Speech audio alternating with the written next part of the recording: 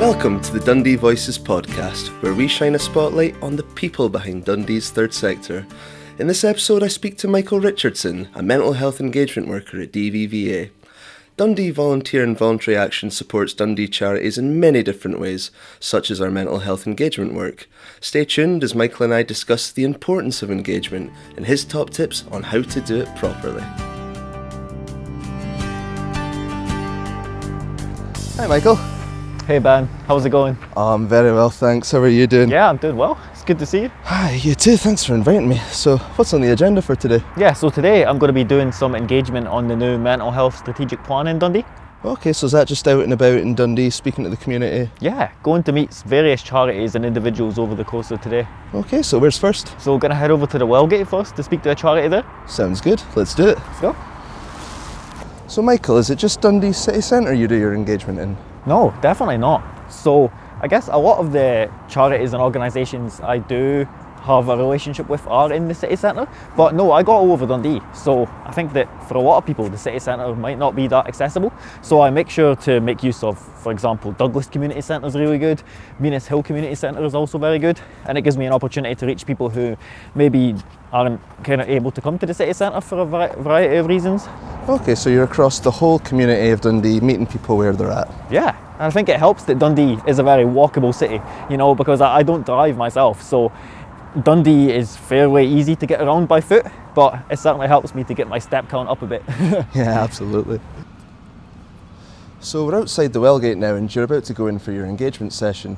How do these things normally happen? Yeah, so I think the good thing for me is that when I started this job, I spent a lot of time going out and about to different organisations and getting to know both the staff and the individuals that go along to them. So people tend to already be quite familiar with me. So I think that helps, and it's not like I'm just someone who's just coming in with a notepad and pen and they don't know who I am. I think that they already have quite a good idea of who I am and what I'm about. So kind of go in, say hi to everyone, set the scene for this. The focus is the mental health strategic plan.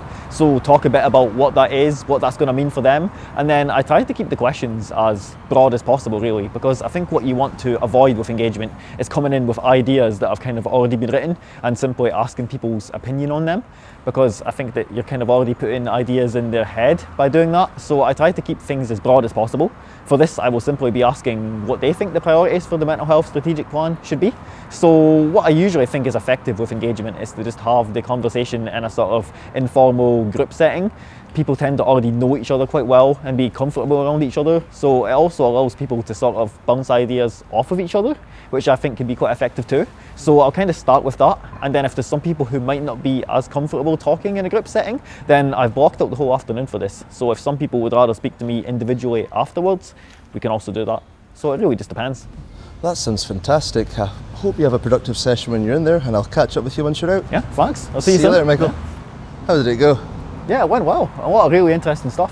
Good stuff. So you've collected all those views now. What comes next? Yeah, so while it's fresh in my mind, I'm going to go back to the office now and start typing it all up. Sounds good. Let's go. Well, Michael, thank you so much for taking me out for your engagement work today. I hope you have a good afternoon typing up your notes. Yeah. I'm looking forward to seeing you in the studio. Yeah, good seeing you, man. See you later on. See you in a bit.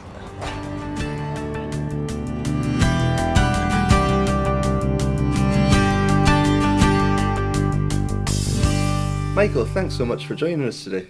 My pleasure, Ben. I'm excited to be here. I listen to and watch a lot of podcasts, so never thought I would actually be on one. Well, So now you're the star of the show. pretty exciting. You know, I got a haircut. You know, I made You're filling out all the stops made for a us lot of today. effort.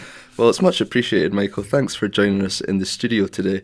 Just to kick things off, what is lived experience engagement? Yeah, since I've been thinking a lot about this recently because I was at a conference 2 weeks ago now, and there was a very good, very powerful keynote speech where a guy was talking about lived experience, and I think something that he said that really stuck with me was lived experience of what? You know, because I think that so often we're just talking about lived experience, and then the point that he was making is that there's an end to that sentence. You know, lived experience isn't just a phrase in itself. I think that particularly when it's something to do with like lived experience of mental health, like we need to kind of say that in full, I feel, you know, because lived experience of mental health, the people with lived experience of mental health are usually talking about some pretty difficult times in their life. So I think that that's something that we need to kind of acknowledge. And yeah, that's a lot of what I deal with in work. Like, I guess so. My job title is mental health engagement worker. Okay. So yeah, what that basically looks like is going out and about in the community as much as possible, speaking to individuals, speaking to different organisations, all with a sort of focus on mental health. Okay. So you're out in the community speaking to people, trying to find out about their own lived experiences of mental health. How do the views and experiences you collect from people make a difference? So I think for me, it's like when it comes to the people I go and speak to, it was strange because when I started this job, I got a very good handover actually. So there was a great list of different people and organisations to contact. And I think that when I started the job and I was emailing lots of people and I was going out to meet a lot of people, I remember saying to my manager, like, it doesn't really feel like I'm doing much work, you know? Like, I'm just going out and I'm chatting to people. I know all these great organisations, like I've researched them, I've looked into them, but I'm just kind of going and introducing myself and chatting, and then that's kind of it. So at the start, I was kind of like, what am I doing here? But then as time went on, and then I started to get commissioned is probably the wrong word, but like I was given projects to do, and then I would revisit the organisations and individuals that I met with, and we would actually speak about something with a purpose, and then I would then feed that back to various channels. It was at that point that I kind of realised that that was the kind of purpose, you know, like that I'd already met with these people and made these connections, but then they were able to kind of see where the work was going. Okay, so at first you were just sort of connection building, developing relationships, making yourself known, but then different people and services will come to you with projects that they're wanting views on, and then you go to those people you've already made the connections with and you feed their views in. Is that right? Yeah, that's right, yeah. So I think it's interesting because I have worked in the third sector even before this job, and I came into this job, I think even in the job interview, I spoke a bit about how I felt that I was quite well connected in Dundee. You know, I'm from Dundee, I've lived here for most of my life, so I kind of came into this job quite confident that I knew what I was doing in terms of networking with the third sector. But then when I started, I was like, wow, there's a whole other world out there that I didn't even know about. So really the first 6 months of the job was just kind of getting to know the landscape. And then, a good recent example is that there's going to be a new mental health strategic plan for Dundee. Okay. So new 5-year strategic plan. So I would kind of be given this piece of work. And then my job essentially was to go out and about to these different organisations, meet with individuals, and I would kind of ask them what the priorities for the mental health strategic plan should be. And then sort of how that works is I would have these conversations, I would go back to the office, I would type out kind of responses, what people said, and then I would then feed that back. And then the idea being that people with lived experiences as voices are then heard at like various strategy meetings within the city. So that isn't so much me. Like my job is very much like on the ground, going out and speaking to people, and then I kind of feed that back to upper management within DVVA, and they kind of then represent these views at a more strategic level. I suppose the strategic plan for Dundee, that's quite a big piece of work, sort of setting the strategic direction for mental health services in Dundee for the next 5 years. So the fact that you're getting ordinary people who have experienced their own sort of mental health challenges and getting their say included in the development of this plan, that's quite a big deal, isn't it? Yeah, absolutely. I think it's very important because I think that often when people are looking at decision making in the city, there is the kind of view, and it is often quite true, that it is a very select few amount of decision makers who are kind of in charge of what's happening to people, and then the people who are actually going to be affected by these decisions don't really have a seat at the table. So my job really is to kind of bridge that gap, you know? It's like to kind of make those connections and make sure that those people are being represented. There's almost something quite democratic about it, this idea of nothing about us without us. Yeah, no, that's actually that's a good way of putting it. I never really thought of that. There we go. So moving on and looking a bit at your own story, what was your own journey into doing lived experience engagement? Yeah, so it's interesting. Like in terms of my journey to like the third sector, charity work, I think that from when I left school, I kind of always thought that I wanted to work in the charity sector, which is an interesting one because I feel like for most like aspirational 17, 18-year-olds, you know, like they're not really going to be like, oh, I want to work for a charity. But I think for me, what really appealed to me about it was like I wanted to do some sort of, at school and at uni, I was very good at writing. So I studied politics at uni, and it wasn't really because I wanted to get into politics at all, really. It was sort of just I was quite good at writing essays. That was definitely my strength for school. And that was just a subject that was quite interesting to me. But yeah, in terms of where I wanted to lead that professionally, I kind of thought that I would maybe be doing some sort of policy writing, policy making for charities. Right, okay. But then, kind of as it happened, so as I say, I'm from Dundee and went to school here, was brought up here, and then I moved away to Glasgow for university. And I struggled a bit with my own mental health when I was away. It was never really something that I had struggled with at all up until then. And yeah, I think there's a combination of factors, living away from home, financial, having to think about financial issues for the first time really. It just all kind of got on top of me. I let it get on top of me and started to struggle quite a lot myself. And then just the way that things happened with COVID, the pandemic then coming in, I moved back to Dundee, moved back to living with my parents, and it was at that point I'd kind of gotten a bit more comfortable with opening up about these things. And kind of post-uni, I'd gotten into professional work in Dundee. I landed a job doing youth work, so it was mostly just helping people from 16 to 38 into outcomes, further employment, education, that kind of thing. And yeah, I saw the job come up for DVVA that had a more specific mental health focus. And I was like, well, I think that another big strength of mine outside of the writing side of things is that I think I am quite good at speaking to people, making connections with people. And I found that when I was doing youth work, naturally, a lot of young people were opening up to me about their mental health. And I thought that I was quite good at being, I guess, relatable, because it was something that I had went through. I have my own lived experience of mental health, and I think that when I saw this job come up and thought, it's a chance for me to kind of use my own lived experience and hopefully make a difference, it just seemed like too good an opportunity to turn down. So that's kind of how I landed the job that I'm in now and how I ended up here. Yeah, and that kind of leads me into something I wanted to ask about. You spoke about your own lived experience of mental health challenges while you're at university. I think a lot of people will find that quite relatable. It can be a difficult time for a lot of people. It's a big transition in someone's life. What I wanted to ask was, how important is your own lived experience of mental health when you're doing your engagement? Is that something that informs your work a lot? Yeah, absolutely. I think that thinking about being a student particularly, I think that it's been very important, because one of the main connections I've made since I've started this job have been with the universities in Dundee. I've done a lot of work with Abertay and Dundee University, and I think the reason for that is thinking back to my own journey and thinking back to when I was at university and was struggling quite a bit with anxiety and depression. I think that if I had known a bit more about the services that were out there, I probably would have used them a bit more. And because I think that when you're at university, you're often kind of just in that bubble, Of course, there's support services out there at university, and they're very good. But I think that a lot of students, particularly ones that have just moved to Dundee, aren't really aware of the sort of organisations that are out there. So I think that's why I made a really specific effort to kind of reach out to universities. I've delivered some talks at mental health nursing lectures. I try my best to keep my connections going with the universities. And I guess that's an example of this was something that I struggled with, and it's how I'm kind of trying to use my own experiences to help as best I can anyway. And there's an interesting point in there, just thinking back to your student experiences of support as well. Is there enough support out there for students? Do you think that there is, and it's perhaps just an issue around having them aware of these services?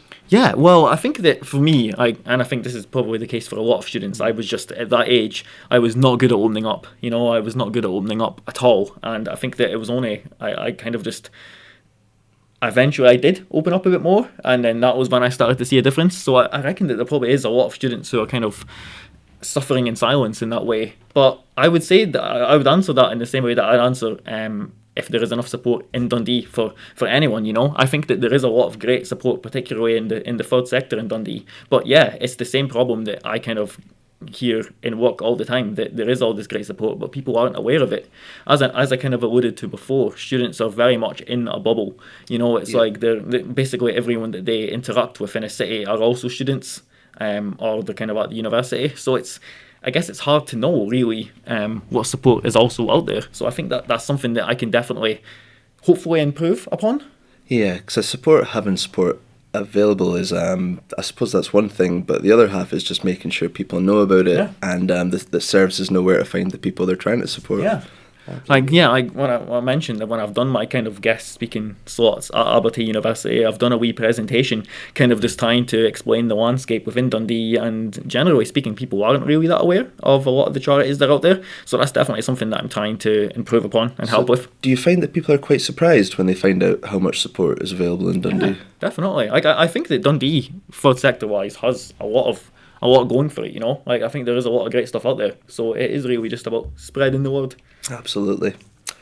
So what are some of the trends you've noticed while doing your lived experience engagement? Yeah, so I think it's interesting because when you look at a lot of engagement, again, talking about how maybe a lot of people aren't aware of what's out there, I think that you often see that it is like the same few voices who are kind of being heard in all different kind of groups and things like that. Mm-hmm. So I think it's interesting because when I was first brought in to do this job, we were originally going to go down the route of setting up a lived experience panel. So that was going to be my job, essentially. I would set up a lived experience panel of, say, 10 to 12 people. Okay. And I would meet with them on, say, a monthly basis, and then we would probably discuss the same issues that I've been discussing with larger groups anyway. And the reason that we decided not to go down that route is because that we realised that through use of, for example, the mailing list that I operate and our social media pages, you can reach a lot more people just by kind of going out and about in the community, you know? And one thing that I've always kind of thought of in my job is that it's like I don't think that I don't think that my job is very hard. You know, so I think that when I'm just making small talk with someone, right, and they ask the classic, what do you do? And I tell people what I do. I always joke because the response that you almost always get is, wow, that must be so challenging but rewarding, you know? And it's like, I understand why people think that, you know, you're thinking about mental health and all that kind of thing, but to me it's really not that challenging. It's just about putting yourself in these situations and putting yourself out there, you know? As I say, initially we had planned to set up this panel, but I found it through the way that I've decided to do things differently in terms of just going out and about to as many different groups as possible, making myself known within the city. You can really reach a lot of people. And generally speaking, with the issues that I speak about, for example, the mental health strategic plan, like you said, it's a very big piece of work. People care about that. When people find out what I'm asking them, they want to be involved and they want to have their say. So I think that when you kind of go out and about and do that, and kind of like people are very receptive of it, and it's as long as that you're kind of willing to kind of go a bit above and beyond. Of course, just sending out a bunch of emails is probably not going to cut it, but actually going out and about to places, finding out what's out there, looking on social media as much as possible, looking at trends, seeing what's out there, I think that it is, as long as you kind of make that effort, it is very doable, I think. And you've mentioned that people think that the role must be challenging. What do you think they mean when they say that? Do you think they think it's hard to get people's views, or it's hard to have these conversations around mental health? Yeah, I think that they mean it's more hard for me, you know? I guess if people know, for example, that I've had my own experience of mental health, I guess that they then think that because I'm going in and talking about mental health every day, that's very hard. And of course it can be. But at the same time, for every kind of difficult conversation I have a much more positive one with other people, you know? And also, I will say, when I used to do youth work, it was something, first of all, coming into this kind of line of work, I did struggle quite a lot with kind of taking the work home with me, if that makes sense. So, say I had a particularly stressful, taxing day, I would then kind of go home and think about that more.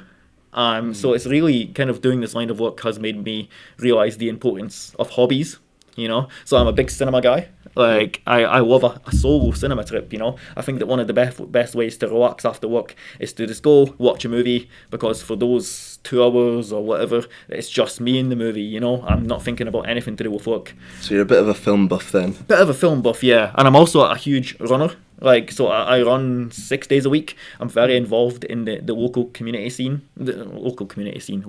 scene in Dundee. Mm-hmm. So I'm a member of a running club. I go along to park run every week. So I try to make that a big part of my life too. So I think that in terms of how I'm able to handle it, I'm very big on my hobbies, you know. I try to make sure that when I'm outside of work, I am not thinking about it as much as possible.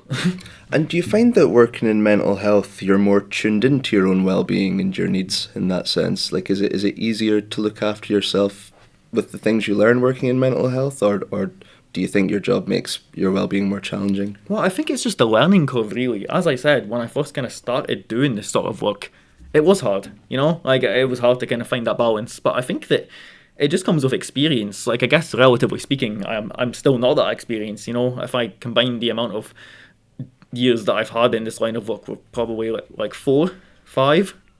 So it's not really that long. But yeah, I think that I've definitely learned a lot about myself. I think that I'm a lot more expressive now. I think that if you'd asked me to come and be on a podcast and talk about these things, and particularly go into so much detail about my own experiences a few years ago, I would probably not have done that. So I think that, like, I'm very big on just throwing myself into things. Like, I try to just put myself out there, do as much as possible, things that challenge me, like, so going on a podcast, doing public speaking, and I think that that's made me just a much more confident person, I would say. Good. When you were speaking earlier, you alluded to the point that it's not actually that hard to find out what people think about things if you just go and speak to them. So I wanted to ask you, and this question is for the benefit of anyone watching who may be looking to do their own lived experience engagement. I wanted to ask, what are your 3 top tips for organisations who want to engage with lived experiences of mental health? Okay, 3. Okay, so I think that, and again, I kind of went into this a little bit before, but I think it's very important to make yourself known to the organisations. I think that the worst thing that you could do in terms of doing lived experience engagement is to the individuals you're speaking to just be some guy who comes in with a clipboard and asks all these questions and disappears, So linking that back to what you told me earlier about the first few months just being meeting people, building connections, making yourself known. Absolutely. Yeah. So, like, I would go out to organisations, and of course there's a lot of sort of like peer support groups in Dundee, so I would go along and just be a participant for the day, like, I wouldn't go with any sort of like project that I'm working on. I would just go, I would chat to people, I would be present in the session for however long, and then that would be it. And I think that by doing that, making those connections, when I then, as I mentioned, if I was given a project such as the mental health strategic plan, when I then went back, it wouldn't just be like, oh, who's this guy asking all these questions about strategy? It's like, oh, there's Michael, like we know him, we've spoken to him before. And I think that makes people feel a bit more relaxed. Because I'm assuming people need to feel relaxed, and there needs to be some trust when they're opening up about what can be quite vulnerable things that have happened in their lives as well. Yeah, absolutely. And I think that lived experience can sometimes be quite tokenistic. I think that sometimes there'll be a project that's happening, and what I just said not to do will happen. People will go along, ask people to tell a very, very personal story, and then they'll never hear anything again. And I guess that kind of brings me on quite nicely to tip number 2, and that's to always follow up.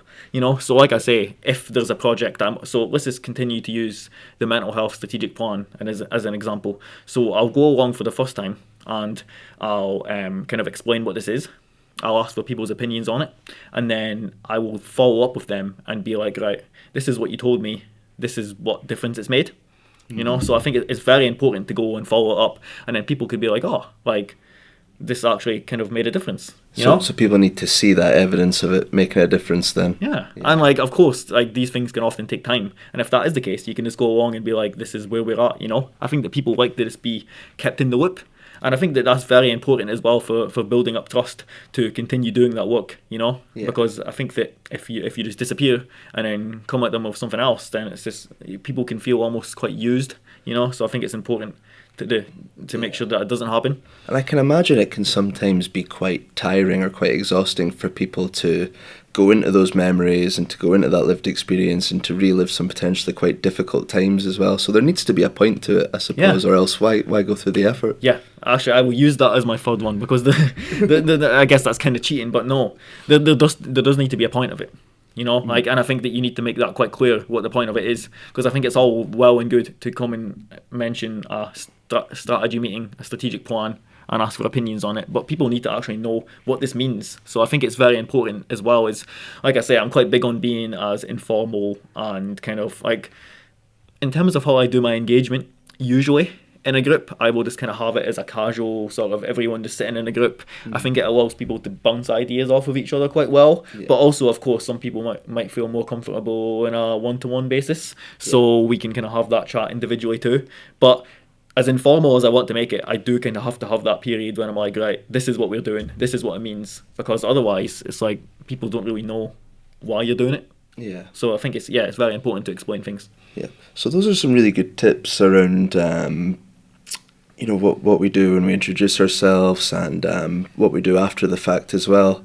But I was curious, when you're actually having those conversations with people, how do you maintain an atmosphere where people feel comfortable sharing potentially quite unpleasant things with you? Like, how does the room feel in those moments, and what do you do to put people at ease? So I think that what I'll always try and do is not set up like a new meeting specifically for this. Generally speaking, every organisation will have, like, say, a weekly drop-in or weekly event.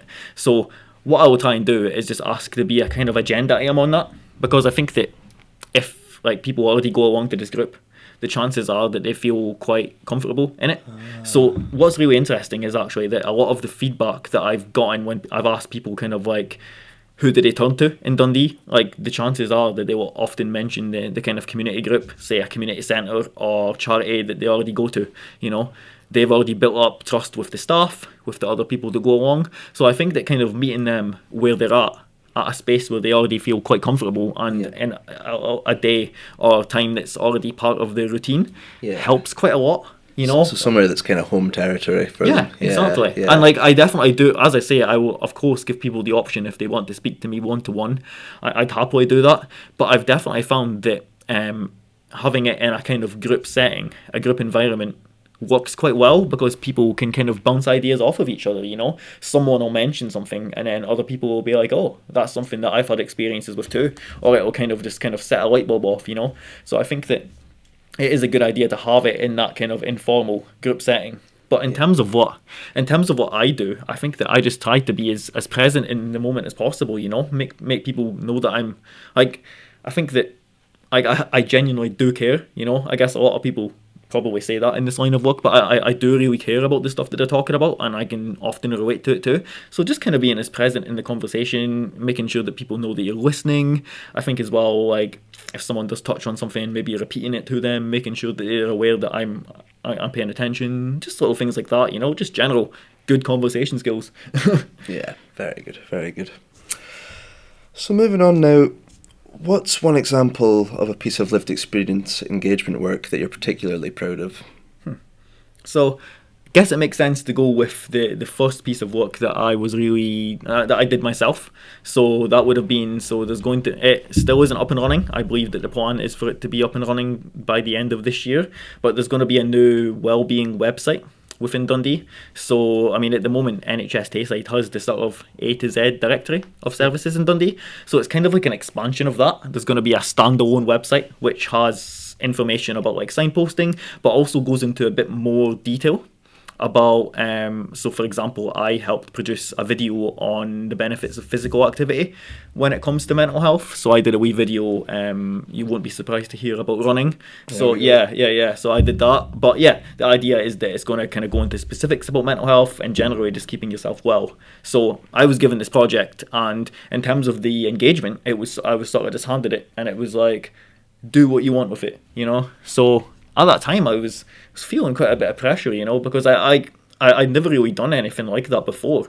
So I was kind of just thinking, and it was pretty cool to me that I'd sort of just been given total freedom with it, So I was, like I say, at this point, I was probably not even a year into the job. As I said, I spent the first 6 months kind of just learning the ropes, getting to know different organisations, getting to know different people. So the way that I did it was just kind of reached out to all the organisations that I'd spoken to. People were very receptive, let me come along to the things. And then, I asked again kind of what people would want from this website, how we can make the website as accessible as possible, as available to as many people as possible, and got a lot of really good feedback on that. And then, as I say, I would then take the information that I got from different organisations. I think the number was, it was 103 total individuals that I spoke to across different organisations, across speaking to people individually. And I then kind of put that together into a presentation of all my findings.